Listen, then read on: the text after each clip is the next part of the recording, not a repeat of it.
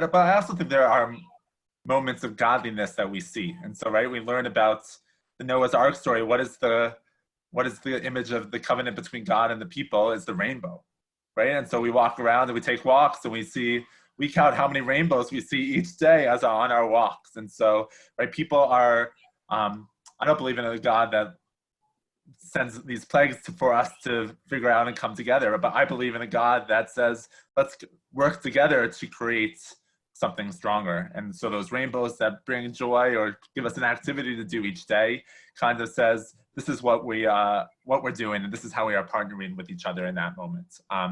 So I see God on those walks in that covenant, and also in the work of the hands of the people filling the Trader Joe's racks, as well as the hands of the surgeons, the people in the hospitals that are working, the people that are making the essential workers that we think differently now of. God is in that moment, those moments as well. Thank you both. That's exactly what we want to hear from someone who's half my age. Thank you both. Jackie? Great.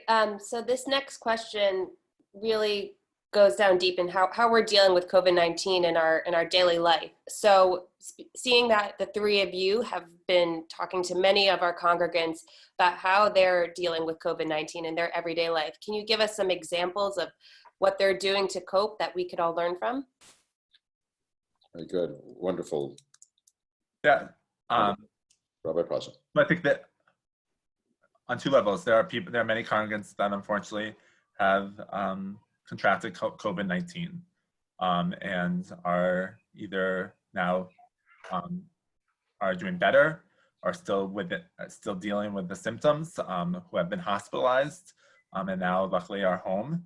And so I know on a practical level, it's been very challenging for their families. Many of them have had young kids or who have teenage kids, and they're quarantined in their bedrooms and not seeing their children. They're FaceTiming from one room to the other to check in on those individuals, bringing them food as much, but trying to be as separate as possible. This week's Torah portion, which usually is not a Torah portion that any bar mitzvah students really like to study, all about leprosy and quarantining you for a certain amount of days in a place, feels really relevant at this moment. How do we protect our families to make sure that they're okay?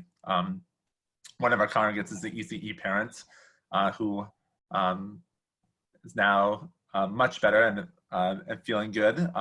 And he's now raising money for COVID-19 relief. And so he had his child shave his hair or give him a haircut, and he raised over $2,000 online to do something good about after his own ordeal, to thank the healthcare workers that really helped him at that moment. So I think people are really stepping up. I think also people are looking at places that they can learn more, not just about COVID-19, but also learn more about what's happening in our world and how we can better ourselves through reading more and finding ways that they can, avenues of relaxation, avenues of turning your mind off of things that are happening. I know that people are sharing books that they are reading, TV shows that they're binging. I'm excited that Fauda is coming out on Thursday, the Netflix show. If you haven't watched that, you should watch that. But ways that people are coping up differently with the disease in their lives.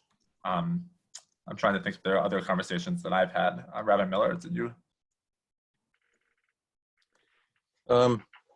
I think those are all good suggestions.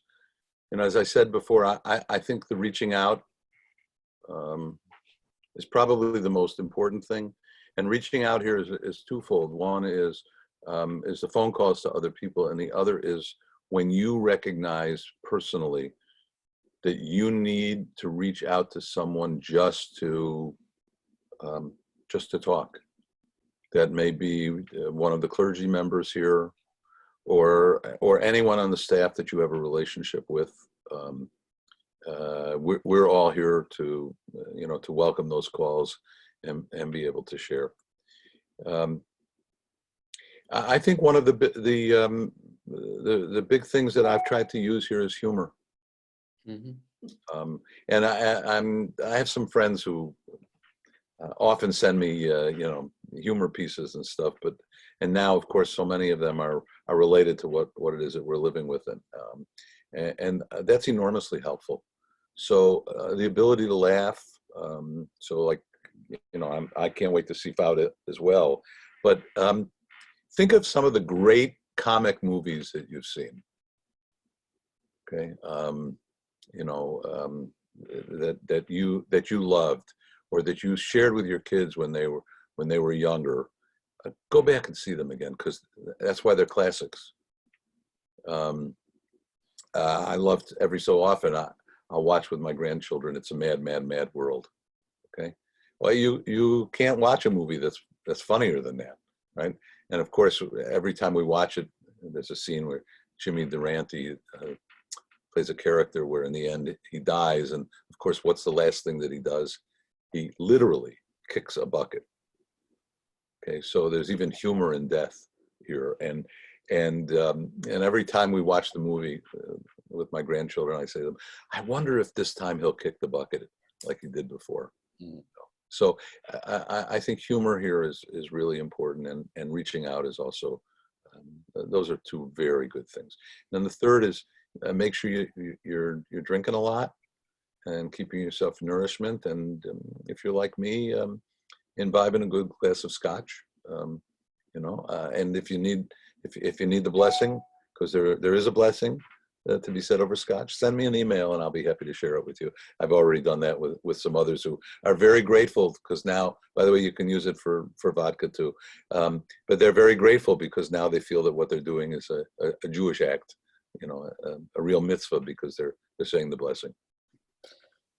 I'll add a couple of things, both from my own life and from what I've heard and seen from others. One is, can't emphasize enough the importance of physical activity. When the weather's good, getting out for good walks. If you're restricted, and some of you are not able to leave your home or your condo, your apartment, or even your room, I'm aware of that. So I know some people who are just spending, one person told me she's spending 20 minutes in the morning and 20 minutes in the afternoon walking 20 times back and forth from one end of her apartment to the other. It's not a long way, but it gives her the physical activity that she yearns for. Another is try to fix something interesting for yourself to eat. Not eat nourishing food, but also a treat once a day that you can conjure up. For me, the mangoes have been very good lately, so I just it's just a great taste in my mouth to just have some mangoes, and it turns a meal into something a little special. I'd also a couple of people have taken to writing, just writing a journal, writing thoughts or feelings about what you're going through at this particular time, and consider a few feel-good movies. Terry and I, the other day, finally got around to seeing A Beautiful Day in the Neighborhood, the Mr. Rogers film. Have you seen it, Rabbis? Oh, yeah.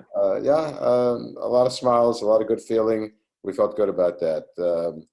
We're trying to see more of that and less of the downers. And again, telephone, Zoom when you can, but telephone.